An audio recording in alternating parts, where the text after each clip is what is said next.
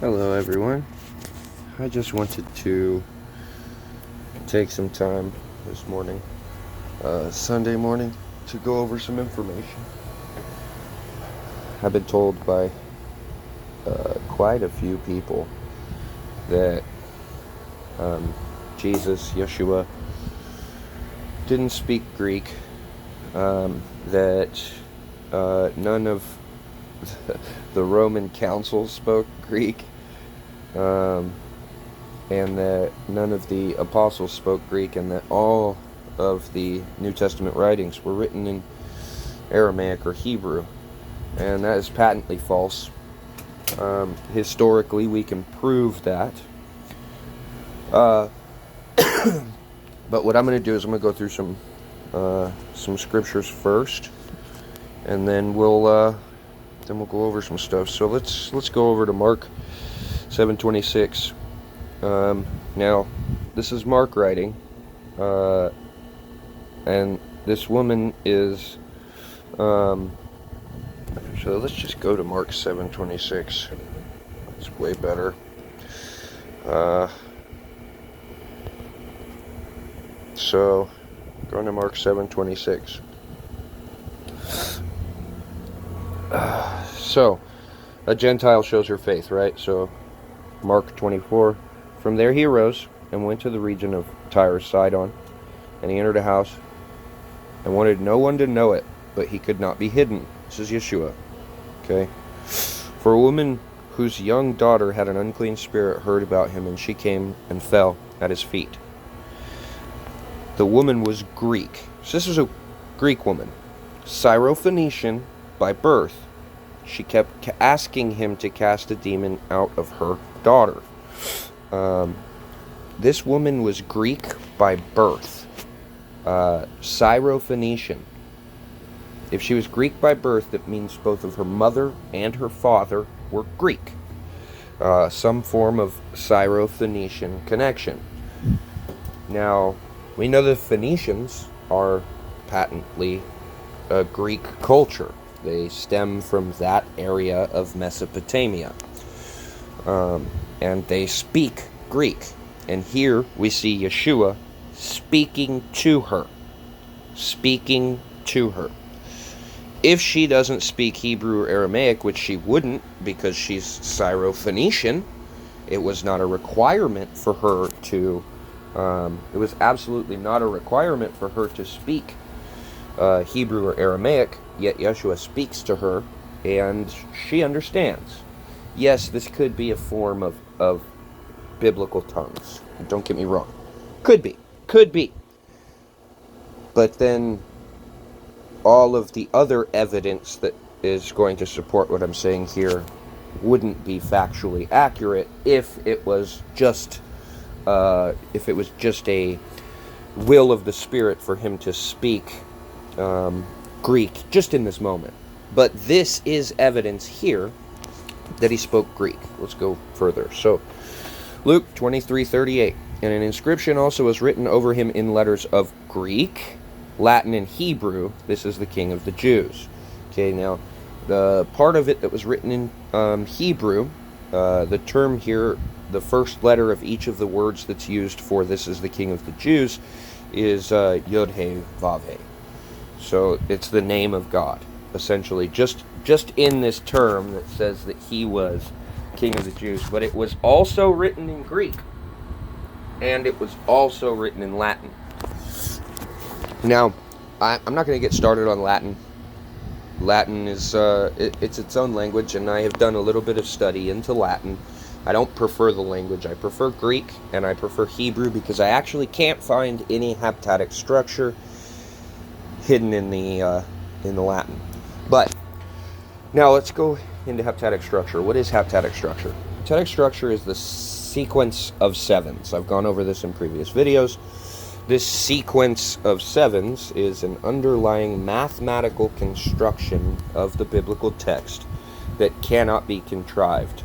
Ivan Panin found 43,000 different connections to the number 7 in his lifetime, spent 55 years essentially doing everything that he could to prove that there was a mathematical sevenfold structure to the scripture, and essentially made 43,000 discoveries, finding that you can cut the scriptures in 43,000 different ways. There are 77 base heptatic mathematical constructions, or 777 basic heptatic mathematical constructions that Ivan Panin listed in his book. You can go find it, forget the name of it, that prove that heptatic structure is the underlying structure and is the fingerprint of God. Now, if you do the math on it, right, so for every factor of 7, so let's say that you divide the text by 7 forms of 7. Well, that's 10 to the 7th power. That's how difficult it would be to contrive a text where every bit of it can be divided or multiplied by those different ways of 7. Now, if you cut it 7 ways, that's 10 to the 7th power. That's how difficult it is for that to happen by chance. But there's not just 7. I personally have found in some texts 94 different ways that you can cut the scripture by 7. Now, here's the interesting fact. I have tested both apocryphal books as well as biblical books in the root languages that I have found to be the root language. Hebrew is the root language for the Old Testament, and whether anyone wants to believe it or not, it doesn't matter. Your belief does not change fact, and the fact of the matter is that the Bible was written in Greek in the New Testament. So, now, looking at John. Then many of the Jews, this is John 19:20, then many of the Jews read this title, for the place was where Jesus, Yeshua, was crucified, was near the city, and it was written in Hebrew, Greek, and Latin. We see one biblical text, Luke, saying it was written in Greek, Latin, and Hebrew. Then John also mentions this, written in Hebrew, Greek, and Latin. Okay, so Acts 16:1. Then he came to Derbe and Lystra, and behold, a certain disciple was there named Timothy, the son of a certain Jewish woman who believed, but his father was Greek. So this is evidence because his father was Greek. The father is the name. So typically in Greek society, it was the male heir would not only speak the language of the father, but the father would be required to teach the son the history of the Roman Empire, the history of their governmental structure, the wars that they've gone to, the area in which they have influence from Western Europe all the way over to the eastern leg of the Roman Empire, which was known as Asia Minor.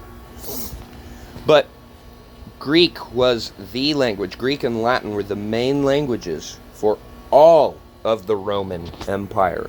Latin was the language that they did, kind of like Catholics today, use Latin just when they're doing their prayers and stuff like that. That's the same way Latin was, or that's the same way that Hebrew was during that time to Jewish people. Yes, they probably did speak some Aramaic. I'm not going to deny that. They lived in the land. Aramaic was the base language at that time. And Hebrew was more of a written language. It actually wasn't a spoken language until 1948 when they went back into the land. Hebrew was hardly ever a spoken language. They either spoke Aramaic or Greek. And yes, maybe when they spoke around each other and they did not want the Greeks to know what they were saying, maybe they did speak Aramaic. But it's common knowledge that the language that they had to speak on a regular basis, every time they talked to a centurion or a legionnaire, one of the guards in a prison, the people that were the tax collectors. Remember, Matthew was a tax collector. He was required to take all of his shorthand in Greek for the Romans.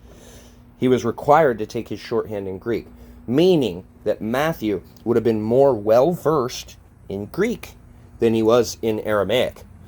And that all of his shorthand would have been written in Greek.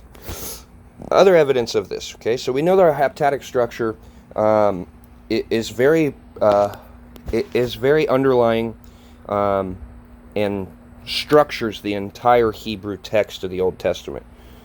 And you can't fake that. 97 different ways that you can chop the text, the heptatic text in the Hebrew. And there's more than that. Ivan Panin came up with 777 different ways that you could chop the old ancient Hebrew text, and found that it's everywhere, literally everywhere, throughout all of the Old Testament texts. And so 97 different ways. That's 10 to the 97th power. Remember, there are only 10 to the 17 seconds that have ever been in our entire universe. 10 to the 17th power seconds that have ever been in our entire universe. If you could make one attempt to recreate a heptatic structure biblical text every single second until you got it right, it would take you 10 to the 94 attempts, or 10 to the 94th power seconds, in order to make all of the attempts necessary to happen upon this contrivance, if it was to be a contrivance. But there are only 10 to the 17 seconds in our entire universe, so it is not humanly, computerally, physically, mentally possible in any way. It is not possible to do. You cannot fake that text. So, the Greek, I've done tests on apocryphal books, and I found apocryphal books that do not have heptatic structure. Bel and the Dragon, no heptatic structure whatsoever. The Testament of the 12 Patriarchs has heptatic structure. The Book of Enoch has heptatic structure all the way up until chapter 72, and then from 72 to chapter 80 there is no heptatic structure, and then at chapter 81 the heptatic structure picks back up. So that whole section in the Book of Enoch that talks about the 364.25 days of the year and all that, that's all made up. That was made up in the 4th century by the rabbi that contrived it. And actually, scripturally, up until 701 BC, all days, according to Hebrews, were only 360 days because of a near pass-by that Earth made with Mars. And that would happen every 104 years until 701 BC. It kind of leveled off, and then in 538 BC, they added days to the calendar in order to account for this change, and that's how we came to our 365-day calendar. But originally it was only 360 days, and if you look at the prophecy that's given by Daniel of 173,880 days from the order of Artaxerxes Longimanus to rebuild the temple and the walls to the day that Yeshua rode in on a donkey, 173,880 days, to the day it was accurate. To the day, but only if you use 360-day years. It is not accurate if you do not use that calendaral year. So, now, interesting fact. Let's continue on. Acts 21:37. Then Paul was about to be led into the barracks, and he said to the commander, "May I speak to you?" He replied, "Can you speak Greek?" That's what the commander said to Paul. Can you speak Greek? So, Paul, now remember, this is a commander of the barracks. Latin was the language of the Roman Empire. Latin and Greek, okay? Latin was a very common language for them to speak in their circles. Paul was speaking Latin, and then the centurion, or the leader in the barracks, said, "Hey, can you speak Greek?" Literally asking him, "Hey, let's stop speaking Latin, let's speak Greek." So, interesting there. We know Paul spoke Latin, Greek, Aramaic, and read and wrote Hebrew. He was a very, very educated person. But none of this is evidence that they only spoke Aramaic. Someone told me yesterday that the apostles, as well as the Romans, all spoke Aramaic. What? It was literally a Roman law that if you were a citizen in Rome, you had to learn those languages. You had to. You literally had to learn Greek and Latin.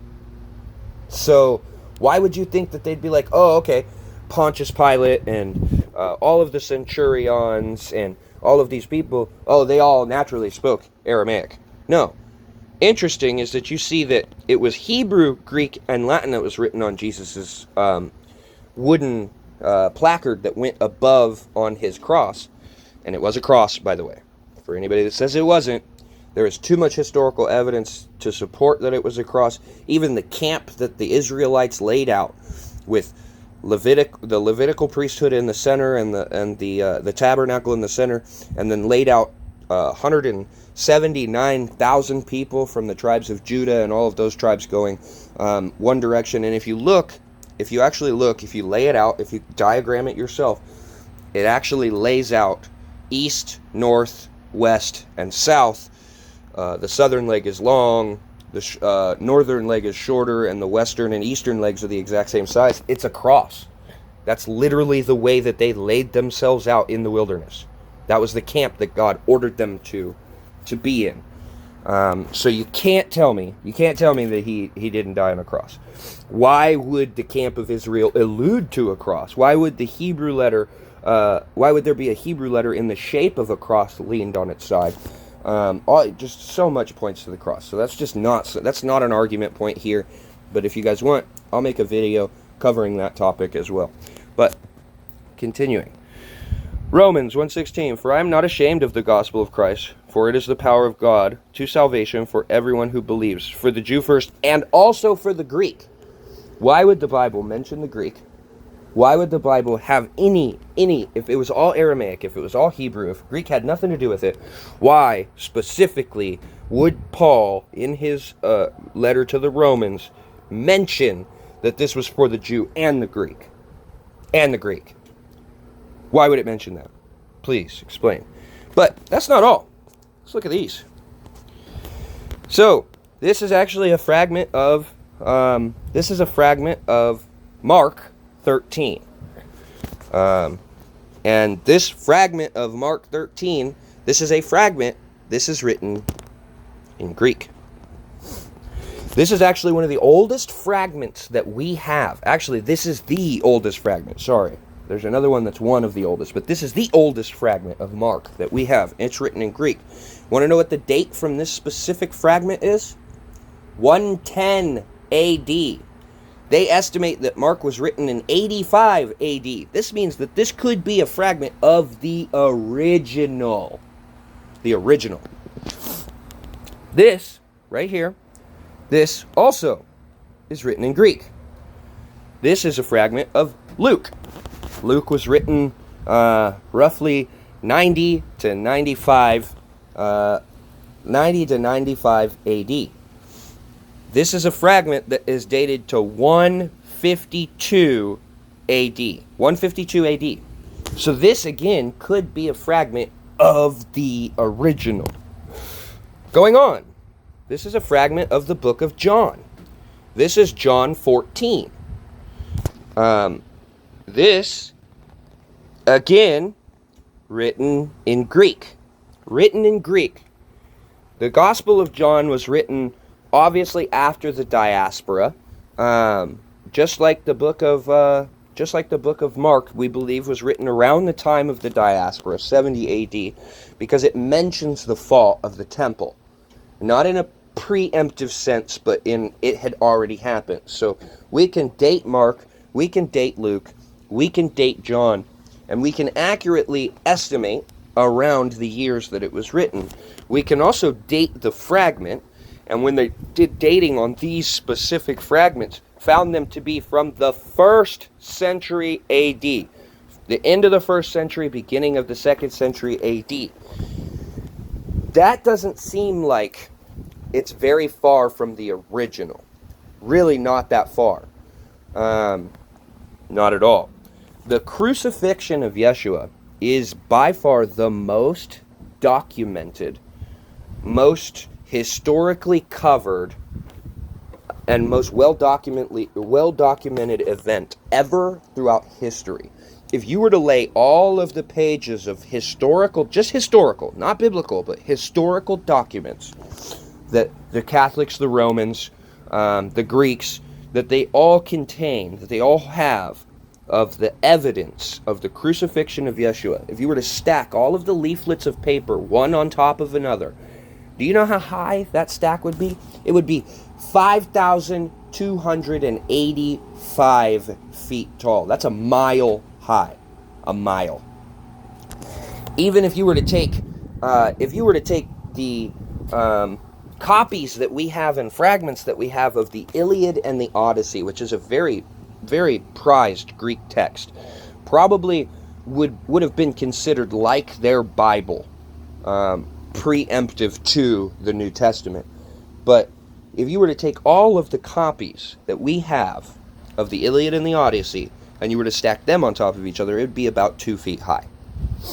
But if you take all of the stacks of just historical evidence for the crucifixion of Yeshua, written in Greek, mind you, Greek and Latin, they would be 5,285 feet high. Those are literally just the historical references. That doesn't even encompass the fragments that we have of the New and the Old Testament, all of the biblical texts that we have, the biblical accounts, Josephus, and all of these other historical accounts for these events that occurred. There is absolutely no way that you can tell me that the apostles did not speak and write in Greek.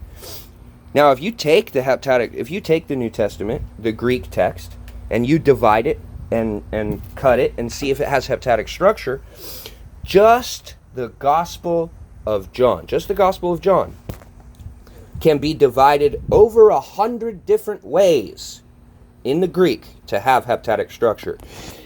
Let's use 99. Let's use the number, or no, let's use 100, okay? So let's say there's 100 different ways. There's more than that, but we're just going to be generous for easily rounding numbers. That is 10 with 100 zeros after it.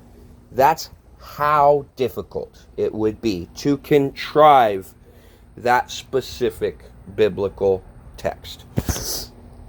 It's impossible. Literally impossible. Even the most advanced supercomputer that we have on the planet currently, which is a warehouse. It's essentially an entire computer in a warehouse that NASA uses right now to run their computer models for, right now one thing it's using it for, running computer models for the launch of the James Webb Space Telescope. And it's running constantly. If you were to take that computer and you were to plug the biblical text, or if you were to write a book and try to use that computer to generate heptatic structure, underlying folds of sevens, and that computer could, let's say, make a fully printed copy of biblical text, or fully printed copy of whatever text you're writing with a sequence of sevens, it would be able to spit out one copy. Let's say it could copy thousands of pages in just a few minutes. Let's say that it could make every 5 minutes, it could make one full book attempting to recreate this heptatic structure. If it could do it every 5 minutes, then 10 to the 100 seconds, 10 to the 100th power, that's a 10 with 100 zeros, that's a 1 with 100 zeros after it. If they could do it every 5 minutes, that it would take them 30 times the length of time that our entire universe has existed. It would take 30 times that just for them to make one attempt. Just for them to make one usable text. One usable contrived heptatic text. So it's not something that can be contrived. And here's the interesting part. They didn't have computers during the time that they were writing these Greek texts. We can actually look at the original Greek text that we have and match them to the biblical text that we currently have. And when we match them, we match that what is said in the biblical text is accurate compared to the fragments that we have. So we know that those Greek texts were accurate. We know that they match, that our biblical text matches what they had written in the Greek, and that that those original texts are what they said, and that they were written at the time that we historically know them to have been written. So that means they didn't have computers. That means that these fragments here that match up to these books had to have been written by hand. Not only were they written by hand, but they didn't have the ability of technological advancements to print out copies. There's no way they could do one copy every second for 10 to the 17th seconds. It's not possible. None of that is possible. So for them to contrive a hepatic structure in the Greek text is false. It's impossible for them to have done. Okay, so this right here, you'll notice it's zoomed in. This is actually a scroll from the book of Matthew, and this, I think, I may have my name wrong. It might be Mark or Matthew. I apologize, but this is an original picture. This is a picture of that original fragment, and you see the name of God here circled in the center in Greek, the Greek tetragrammaton of Yod He Vav He, and this is the Greek version of it, written here. I'll show you the actual text. We'll zoom into that same spot. That is the Greek characters, essentially equivalent to Yod He Vav He. Yes. Okay, so other evidence. This is a letter written by Pontius Pilate himself to his friend in Cilicia. This is a specific letter. Notice it's written in Greek. This is written by Pontius Pilate himself. This is the letter. This isn't a copy of the letter. This is the letter. It's not a fragment. It's not destroyed. It was preserved over the years. This is a specific copy of a calendar that historically the Catholics, as well as the Greeks, have copies of this specific calendar in a museum, and this is the same calendar that Pontius Pilate's, this is historically what they say, this was on his wall. This calendar. This Greek calendar. Written in Greek. Okay. Here again is the end fragment of that letter of Pontius Pilate to his friend. So this is evidence here. This is evidence here that Pontius Pilate did, in fact, 100% speak, read, and write Greek, and that it was his common language, and it was the language in which he decided to write letters to his friends in. He didn't choose to write them in Aramaic. He didn't choose to write them in other languages. He wrote them in Greek. So, now, this is just some of the evidence. There's more. There's much more. But this video is already 28 minutes long. So, I will leave it at this. If you have any more questions for me, if anyone ever tries to tell you that saying the name Jesus, or saying the name Iousis, which is Jesus' name in Greek, or saying the name Yeshua, if somebody tries to fault you for any of the names that you say, or any of the ways that you address God, tell them to shut up. Literally, just tell them to shut up. They have no idea what they're talking about. Absolutely zero idea what they're talking about. Zero. And it's people like that that want to throw things of the biblical history out, like the entire language of the Greeks, or the name Jesus, or the name Yeshua, or throwing out Hebrew, or any of that. We need all of it. So please, don't be stupid and say that Greek was not a language that was written and spoken by the apostles as well as Jesus, Yeshua. Don't be stupid, because if you say that, it's proof that you're a little stupid, because the history does not agree with you. So, sorry, this is not meant to be polite, and I do not care about your feelings. History and facts don't care about your feelings. So go ahead, ball those feelings up, free throw them from the line, try to make them in the garbage, because no one cares. But Yeshua cares about facts and truth. And so it's my job here to spread facts and truth and not propagate the lies that everyone likes to propagate. So praise Yeshua. Thank you all. And I hope you guys enjoy this video. Sorry that I'm rude, but I don't care.